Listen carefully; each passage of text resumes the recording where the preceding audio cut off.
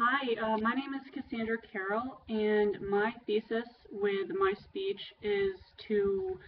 hopefully shed light and possibly bring new meaning to current understandings of anxiety, as well as the disorders, myths, and misconceptions surrounding it, and possibly broaden current understandings of what it really feels like to live with anxiety through knowledge of disorders and acceptance that although you may never experience frequent anxiety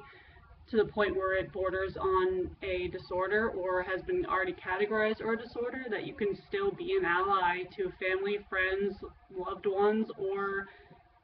a complete stranger. 40 million Americans suffer from an anxiety disorder at some point in their lives. To gain more research and expand and broaden my understandings of what it's like living with anxiety, not just living with it, but living around others who are living with it, I actually posted a Facebook post asking people to help me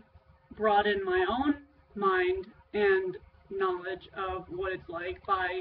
posting their own experiences. And I was actually, at first I was frustrated because all people were doing was liking it, and that was not helpful at all. But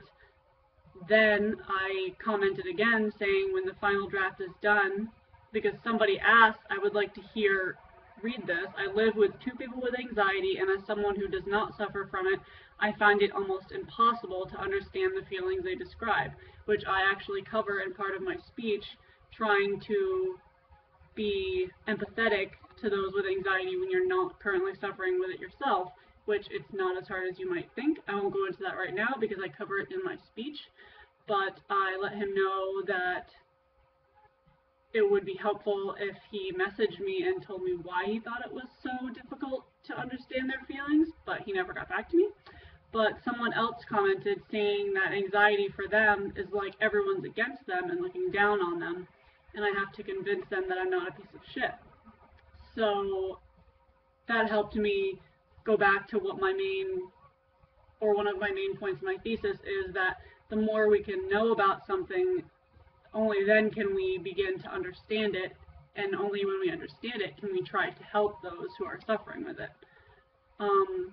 Persuasive methods used, I would describe it as mostly real-life testimony, personal experiences, including my own, but not just restricted to. Like I said, I posted a Facebook status asking people to help me as much as I could.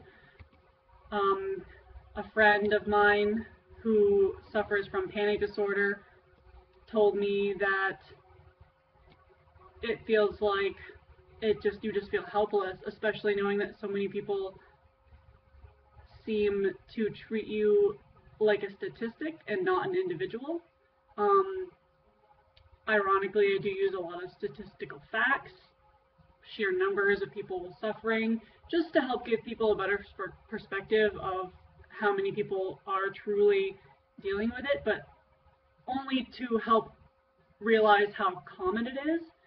and that to help treat, or not just to treat, because if you're not a clinical psychiatrist, you should never look at it as treating someone because you're not licensed to do so, but you should look at it as you can be helpful, you can be an ally, and you can be supportive. Sometimes just by letting the person know that you're there for them and being supportive, even if it just starts there and you learn as you go with that individual how you can truly help.